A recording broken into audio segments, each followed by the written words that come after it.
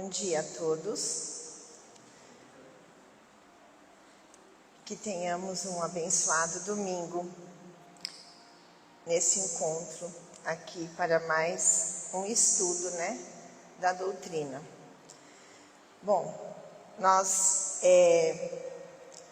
como todo domingo, todo título é essencial para a vida da gente. Cada vez que eu estudo um, que é o terceiro esse, que eu trago aqui, eu falo, nossa, como ele é importante. Mas todos são. E então, tudo que eu vou falar aqui foi embasado no vídeo, do Arthur Valadares.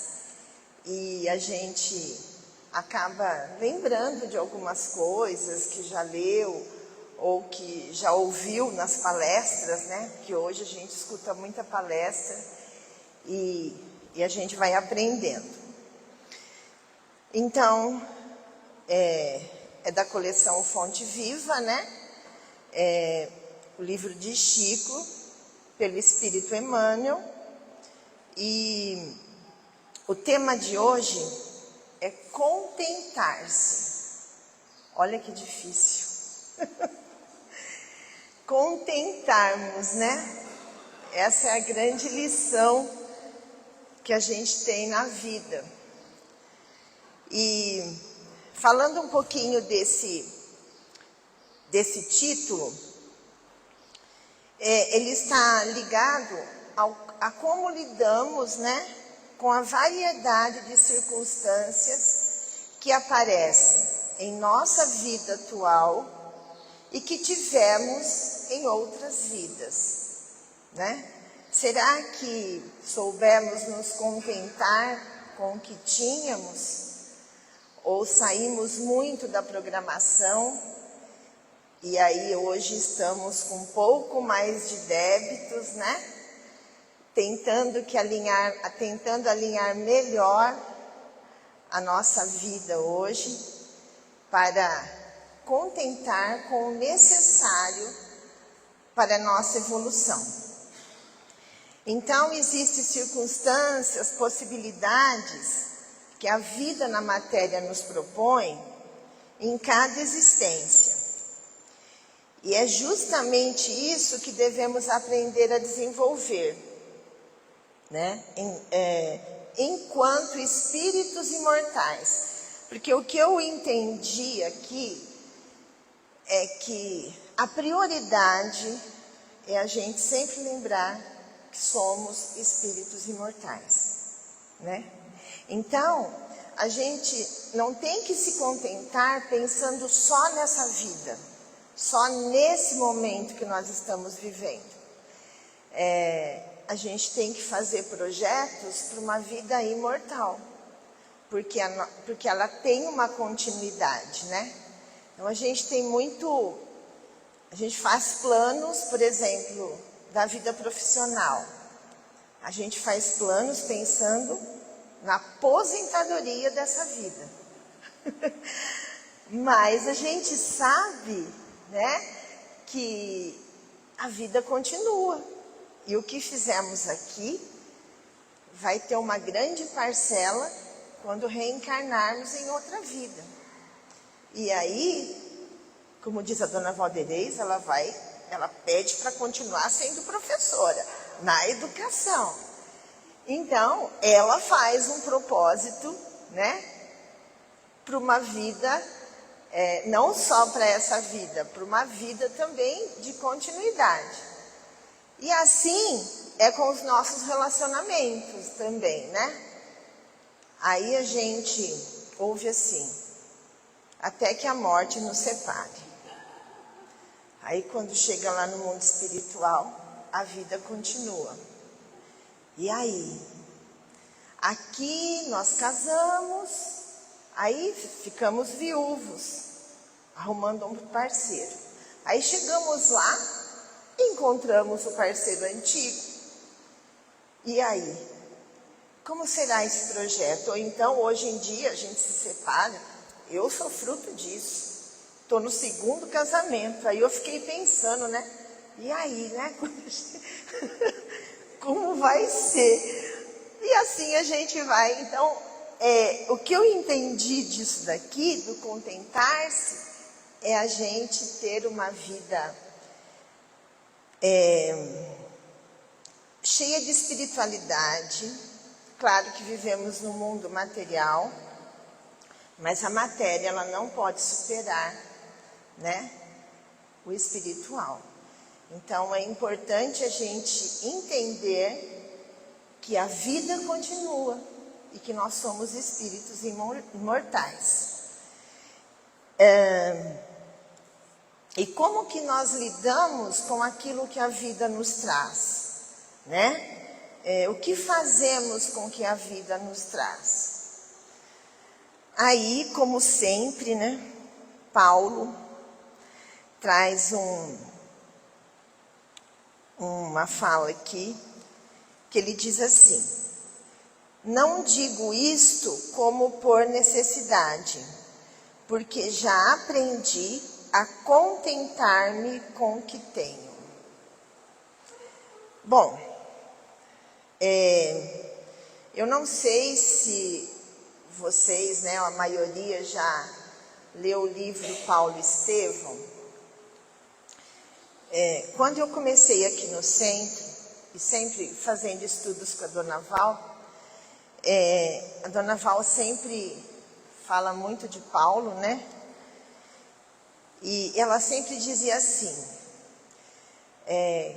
quando Paulo chegou à porta de Damasco, e eu não conhecia, eu não havia lido o livro. E eu pensava, nossa, mas o que será, né, que fez com que a chegada de Paulo na porta de Damasco mudasse tanto a vida dele? Até o dia que eu tive a oportunidade de ler o livro Paulo Estevão. Aí fez todo sentido, não só as falas da Dona Valderez, mas também o pouco que eu conheço das cartas de Paulo, né? Porque não é só conhecer as cartas de Paulo, né? É interpretá-las, e não é fácil. A gente precisa de muita ajuda dos irmãos, né, de lives aí, que se debruçam nesses estudos, para que a gente consiga entender a força daquelas mensagens. E aí, quando a gente tem contato com o livro Paulo Estevão, a gente consegue entender a grandiosidade desse espírito, ou entender um pouquinho, né? Porque eu acho que a gente nem tem aqui, eu pelo menos não consigo alcançar tudo que esse homem passou e tudo que ele fez pelo cristianismo. Então, dentro dessa fala, a gente entende que Paulo é o nosso referencial, né, de contentamento, de contentar-se. Porque ele fala assim, quando nós olhamos a trajetória de Paulo, ele era um doutor da lei, né? Ele saindo de uma condição em que ele tinha tudo. Ele era, para a época, ele era um homem muito bonito, né? Ele era uma pessoa muito ligada ao esporte. Então ele tinha um corpo, né, pelo que descrevem, né? Era um homem muito bonito. Ele era um doutor da lei. E se a gente trouxer para os dias de hoje, ele era um magistrado, né? Ele tinha a sabedoria. Ele era um discípulo de Gamaliel, que era um doutor da lei também, de grandes conhecimentos. Ele tinha posses, né? Era de uma família de posses. Então, ele tinha tudo, mas ele era uma pessoa que ele não se sentia contente.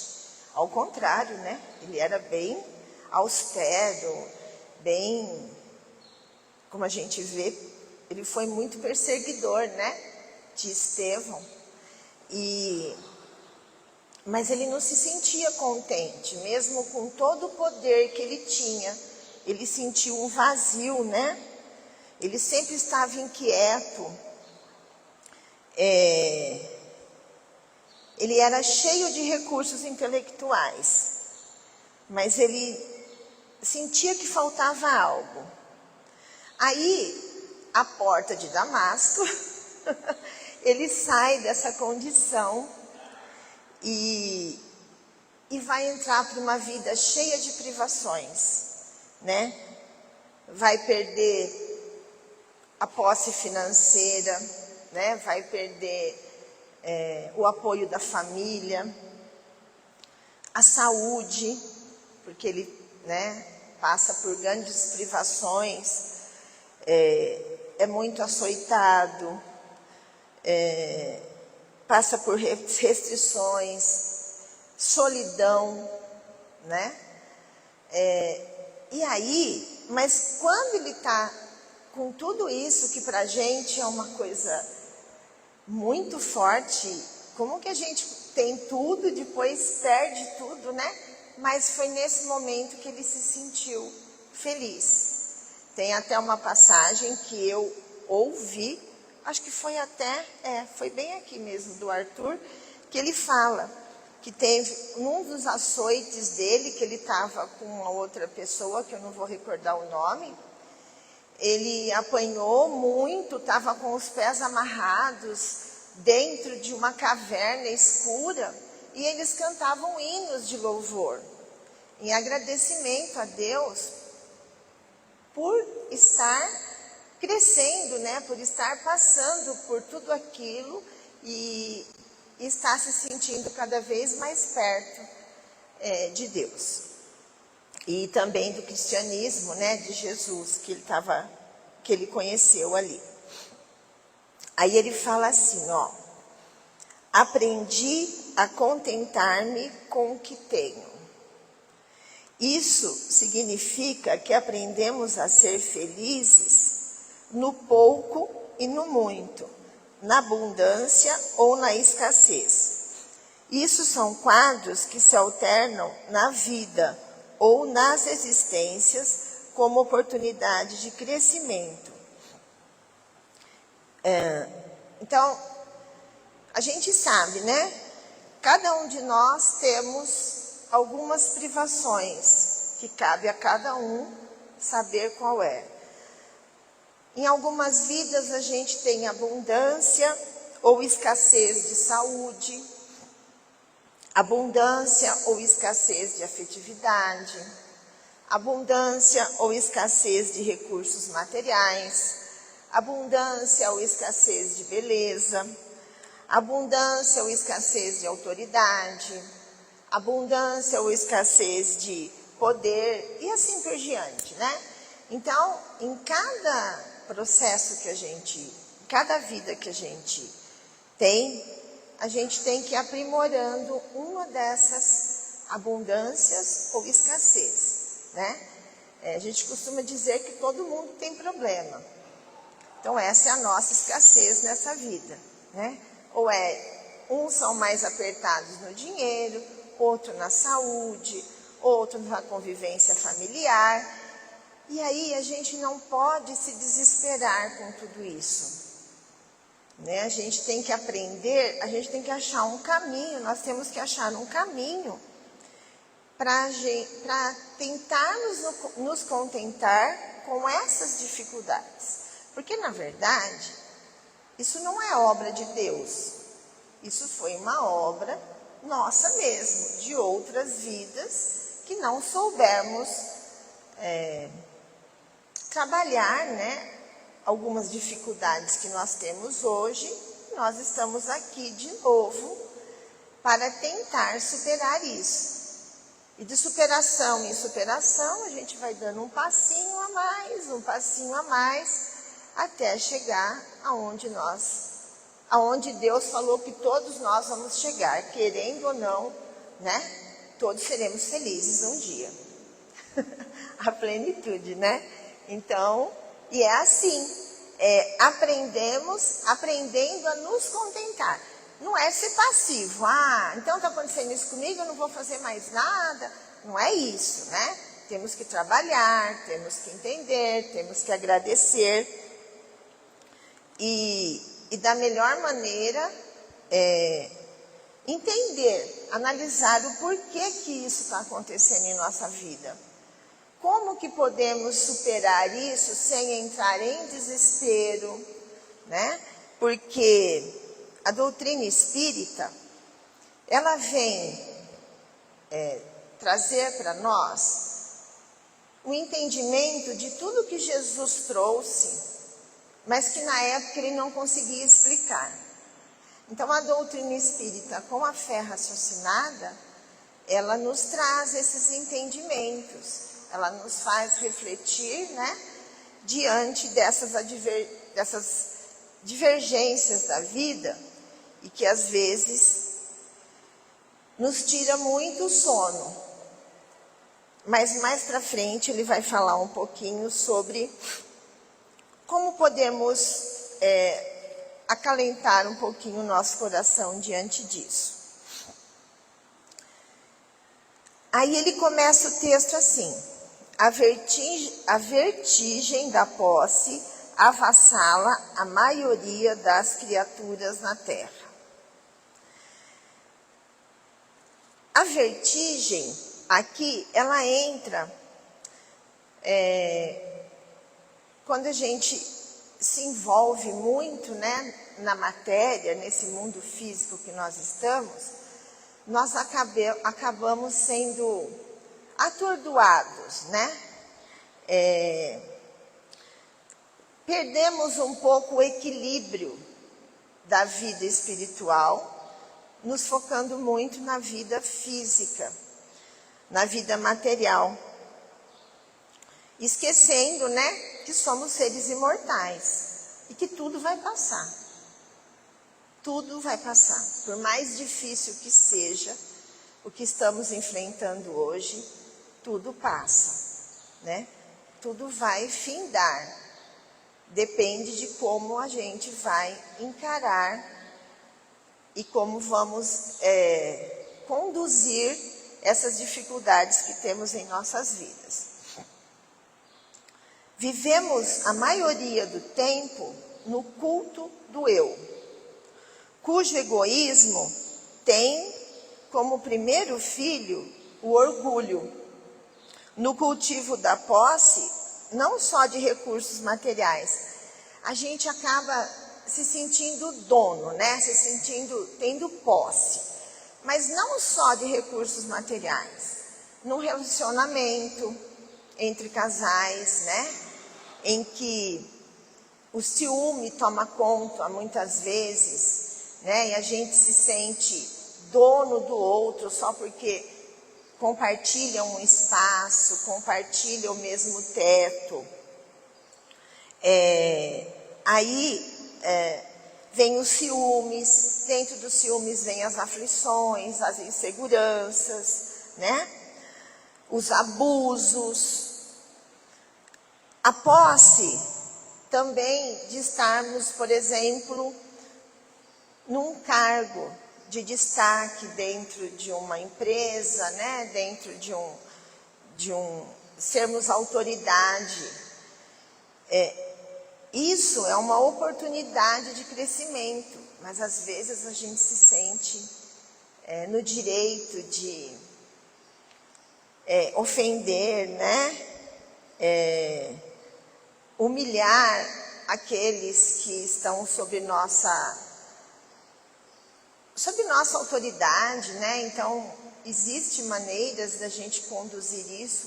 Hoje, a gente trabalha muito com gestão, né? E a gestão, ela mostra muito esse caminho. Mas até há muito pouco tempo, a gente tinha uma hierarquia muito soberba quando a gente alcançava um cargo de maior destaque em qualquer área do trabalho. Então, isso virava uma posse, né?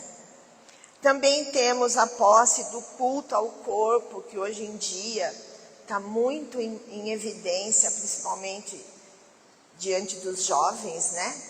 Não que a gente não, nós temos a obrigação de cuidar desse corpo que foi nos dado gratuitamente, e é Ele que nos possibilita ter essa experiência, né, espiritual aqui de melhora, mas também não podemos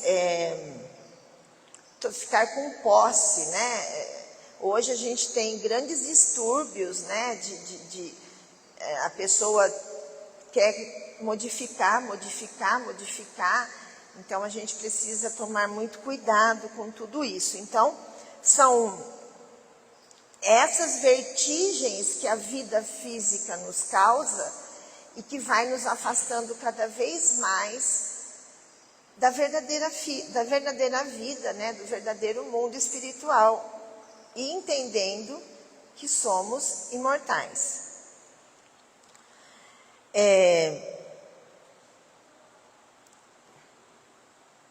E aí tudo isso vai fazendo com que queiramos que tudo gravite ao nosso redor. Então nós vamos nos sentindo tão importantes, tão belos,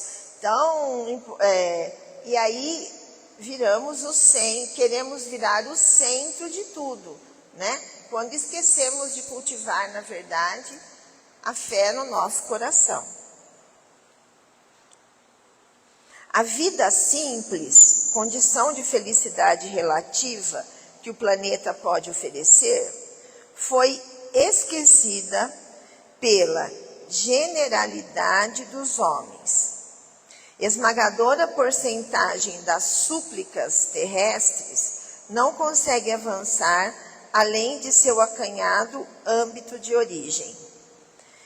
Bom, então ele fala aqui, as súplicas são as preces, né? Então é muito falado. Às vezes a gente vai fazer uma prece, a gente foca tanto em coisa material, que a prece não chega nem no teto, né? Ela fica tão pesada de materialidade que ela não consegue ultrapassar a origem dela, ou seja, da onde está saindo de nós, né? Então, a vida simples, condições de felicidade relativa que o planeta pode oferecer, foi esquecida. Então aqui, nós vivemos num mundo de provas e expiações, como o próprio Léo acabou de dizer, e estamos passando por uma transição planetária. E nós espíritas, né, a gente sabe que através de todas essas obras que nós temos à nossa disposição, e todos os grandes autores que escrevem esses livros, que se debruçam nos estudos da doutrina, eles falam, né, que a transição planetária ela não ia ser marcada por catástrofes, né? Nós não temos mar aqui, mas estamos longe do mar, mas que o mar ia chegar que o mar ia destruir tudo, ou que ia haver grandes terremotos, enfim. Nós vivemos num país que nós, graças a Deus, não temos, nosso país não está em cima de nenhuma placa tectônica que pudesse estar destruindo tudo isso aqui com grandes terremotos, né? Então, não é isso que marcaria a transição planetária, mesmo porque isso é cíclico, né? Isso sempre aconteceu. E claro que países que estão em algumas regiões que são mais suscetíveis a terremotos, sempre tiveram terremotos, não é agora que tem, né? E assim acontecem as tsunamis e tudo mais. Mas o que marcaria a transição planetária seria essa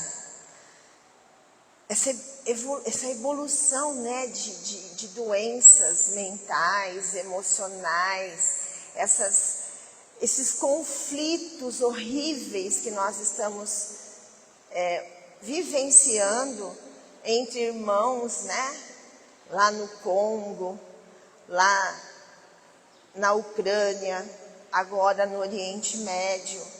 essas atrocidades que é cometidas com velhos, com idosos, com pais, né?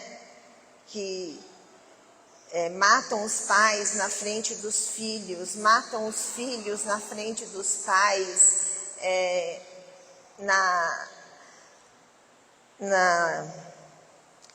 África, desde que a África é a África, que a gente conhece como África, essa escassez de comida, essa falta de atendimento a essas pessoas.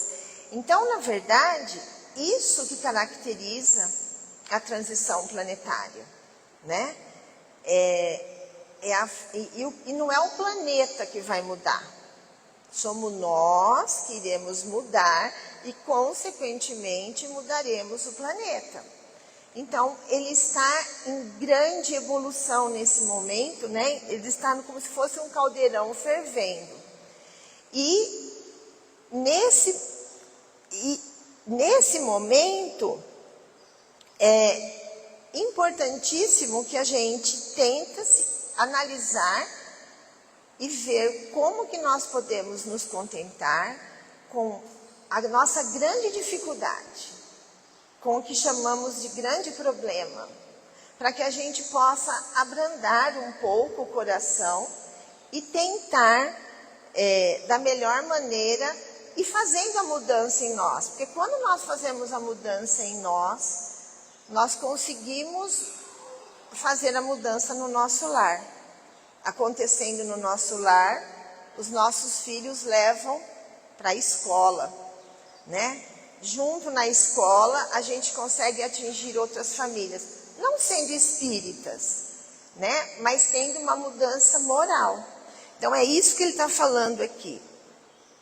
Que a vida simples nos dá condições. Só que a gente está vivendo numa correria tão grande, em acontecimentos tão horríveis, que vai fazendo com que a gente, dentro de uma rede social, acabe compartilhando mensagens de guerra, de atrocidades, e isso vai deixando o ambiente cada vez mais pesado, esquecendo de que a gente tem que voltar para a espiritualidade, né? Cabe a nós não divulgar essas imagens, não divulgar essas atrocidades que estão acontecendo, e ao contrário, fazer preces, vibrar, pensar positivamente, né? E principalmente nós, né, gente? Porque eu estava conversando aqui até com a Malu, a gente estava trocando uma ideia antes de eu iniciar aqui, que é o seguinte, assistindo, lendo, né, a gente vê como nós somos felizes de nascer num país que, como eu disse, não tem esses problemas, né, de catástrofes naturais, e aonde nós temos tanta literatura da doutrina espírita. É claro que tem aquela fala, né, Dona Val? A quem muito foi dado, muito será cobrado. E nós estamos, principalmente nós que somos espíritas, nós temos que ter essa responsabilidade. Porque vamos ser muito cobrados, porque a gente assiste lives, né, de centros de outros países. Então, os nossos palestrantes, que nem eu ouço muito o Haroldo Dutra Dias e o Jorge Larra e outros, né, mas esses dois viajam muito, mais o Haroldo, né, e aí eles falam da dificuldade que os centros lá fora têm de ter público, né? De trazer para a mensagem cristã. E a dificuldade de ter obras como nós temos, traduzidas no idioma deles. Então fica mais difícil de se entender a doutrina.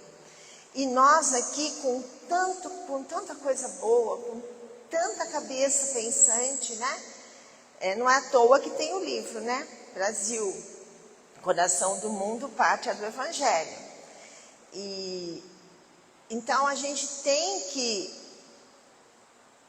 através da literatura, através do conhecimento de tudo do Evangelho de Jesus, que foi tão bem traduzido pelos estudiosos da doutrina espírita, principalmente pelo nosso grande codificador Allan Kardec, né?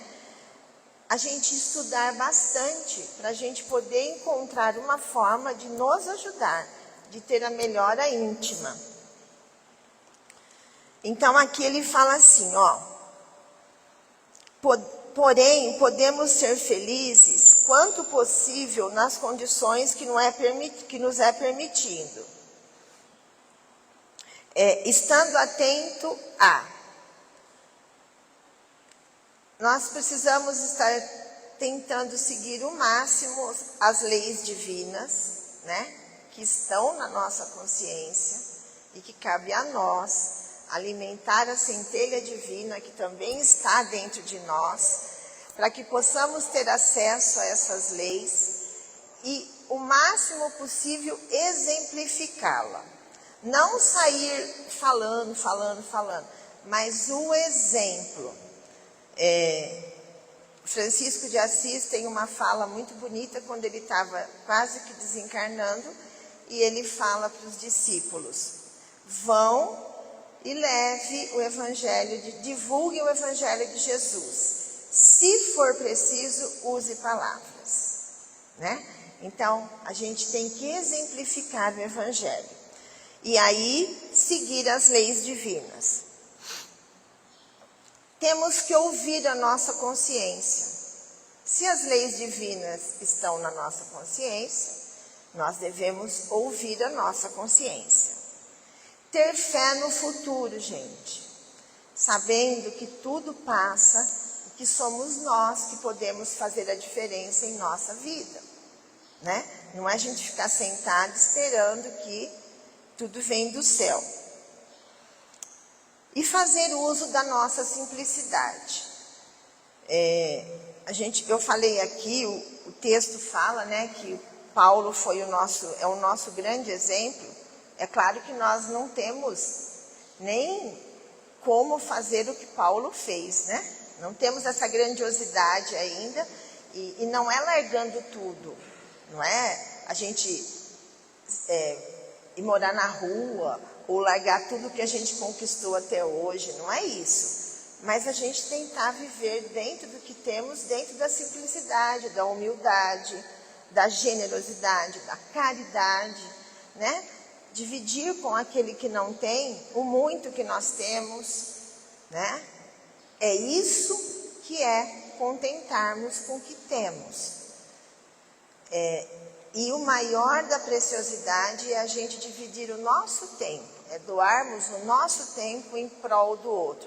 Porque é fácil a gente dar um dinheiro, ou então ter uma comida na geladeira, alguém passa pedindo. Claro, isso é uma caridade, mas a maior caridade é a gente se doar, né? A gente doar o nosso tempo àquele que precisa, ajudando uma entidade, ajudando. O que não falta aí são entidades precisando de ajuda, né? Também precisamos resgatar princípios que nos norteiem, deixando de nos iludir com exigências apenas de sermos felizes na vida material, refletindo em projetos para além dessa vida, né? Que é como eu falei lá no começo. A gente faz projetos para essa vida, né? Mas a gente tem que pensar que somos imortais. O mais rico é aquele que tem menos necessidade, né? Então eu achei essa frase muito boa. O mais rico é aquele que tem menos necessidade. Então vamos refletir nisso.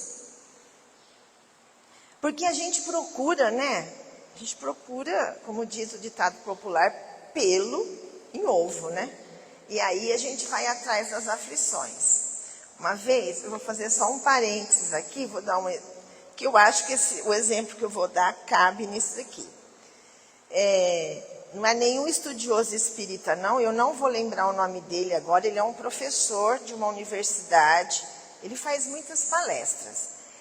E ele estava falando justamente sobre como as pessoas complicam a vida, né?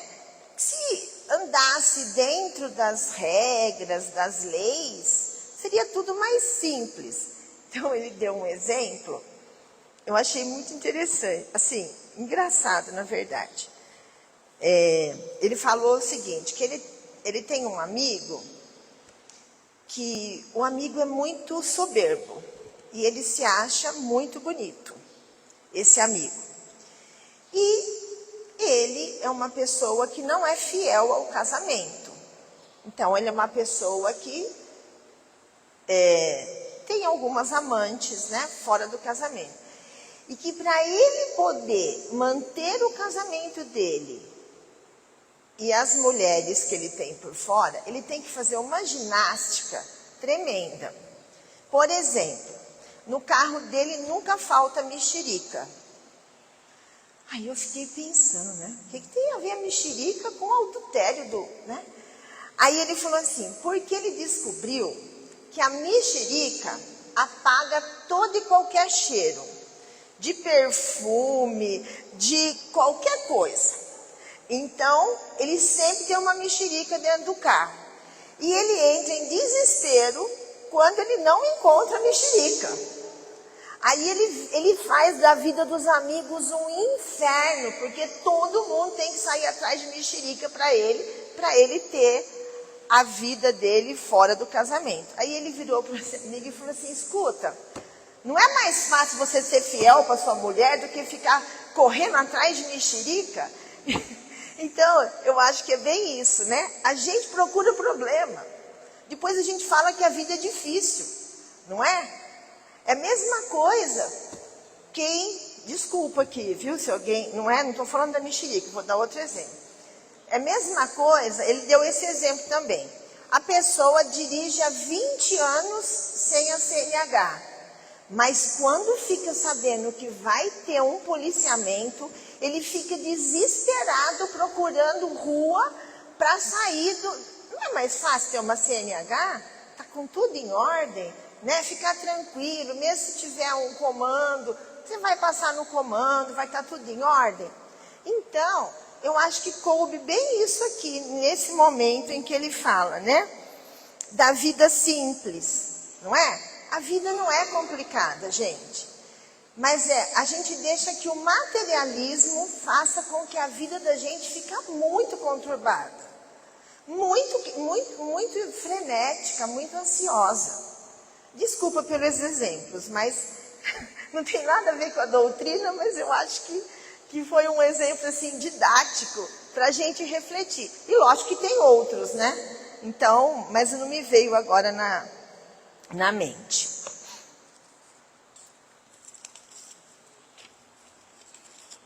É bastante papel, mas já está acabando, tá bom?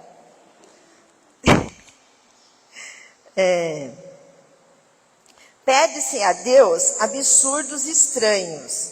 Raras pessoas se contentam com o material recebido para a solução das necessidades. E raríssimas pedem apenas o pão de cada dia como símbolo das aquisições indispensáveis. Ainda nas preces, com relação às preces, né? Então, ele fala assim, aqui eu achei muito legal, eu acho que isso vai ilustrar muito bem toda essa fala, que é um exemplo do Chico. Diz que um dia o Chico estava reunido com os amigos, eles estavam conversando sobre a oração do Pai Nosso. E quando chegou na parte, o pão nosso de cada dia, o Chico disse o seguinte, enquanto nós nos contentamos com o pão nosso de cada dia, está tudo bem.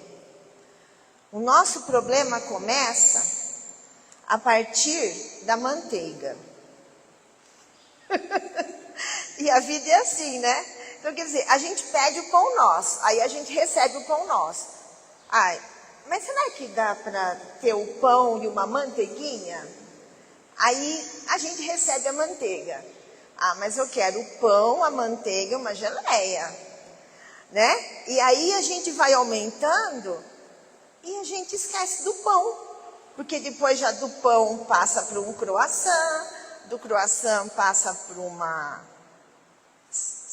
salada de fruta, e aí a coisa vai indo, né? E assim é na nossa vida. Então a gente começa com o pão nosso e quando a gente vê, nós já esquecemos do pão e já ultrapassamos o que precisava. Então, eu acho que esse é o exemplo que mais esclarece esse parágrafo, né?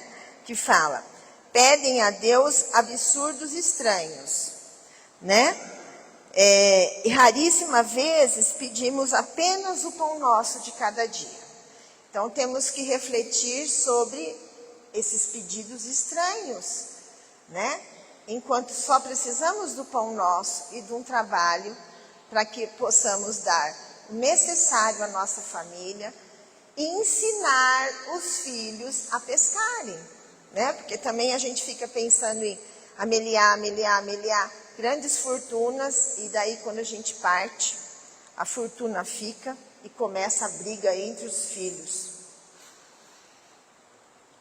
O homem incoerente não procura saber se possui o menos para a vida eterna, porque está sempre ansioso pelo mais nas possibilidades transitórias.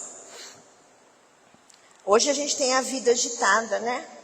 E juntamente com a abundância de recursos materiais, deixamos, às vezes, a gente quer correr tanto atrás, e eu me coloco nisso também, porque a gente trabalha muito, né? Não é porque eu estou aqui falando que eu não fiz nada do que eu, né? Isso aqui é uma reflexão para mim, primeiro de tudo. E aí, hoje, eu trabalho com educação, acho que a maioria aqui deve saber, né? E hoje a gente vê nas escolas crianças de tenra idade, já com muitos conflitos, e daí quando a gente vai atender um pai, o pai cai em choro diante da gente, dizendo que se sentindo culpado, porque trabalha tanto, e não teve tempo de dar mais atenção ao filho. Aqui nós não estamos para julgar ninguém, mas hoje são os conflitos que nós estamos vivendo dentro das escolas, com os pais e principalmente quando essas crianças se tornam adolescentes. Por isso a necessidade, gente, de nós que somos espíritas trazerem as crianças aqui na evangelização. Se alguém tem alguma outra religião e vem aqui para conhecer a doutrina, que levem seus filhos dentro das suas religiões.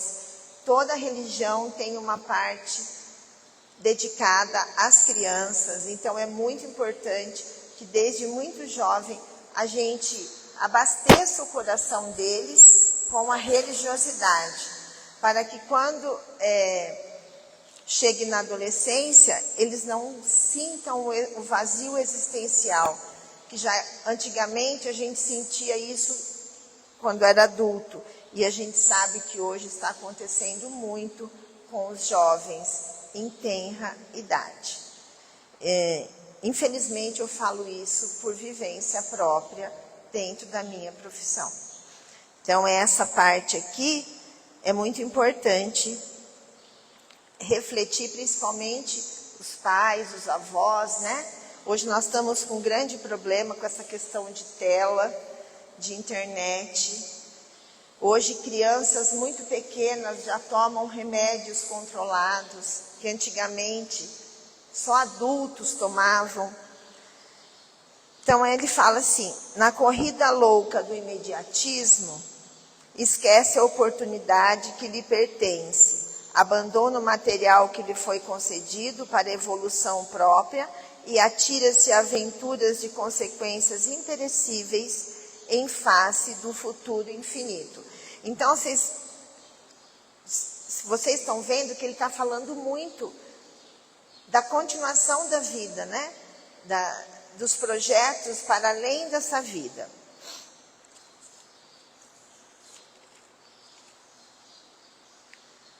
Se já compreendes tua responsabilidade com Cristo, examina a essência de teus desejos mais íntimos. Lembra-te de que Paulo de Tarso, o apóstolo chamado por Jesus para a disseminação da verdade divina entre os homens, foi obrigado a aprender a contentar-se com o que possuía, penetrando o caminho de disciplinas acerbas. Estará acaso esperando que alguém realize semelhante aprendizado por ti? Então, ninguém vai fazer por nós o que cabe a nós ser feito, né? Temos o caminho, sabemos qual é o caminho, temos todas as literaturas aí, hoje a internet, os palestrantes estão se debruçando muito diante de temas tão importantes nesse processo de transição planetária, e que possamos, né, refletir sobre as nossas vidas e contentarmos com aquilo que nos cabe e que o Jesus nos indica. Obrigada.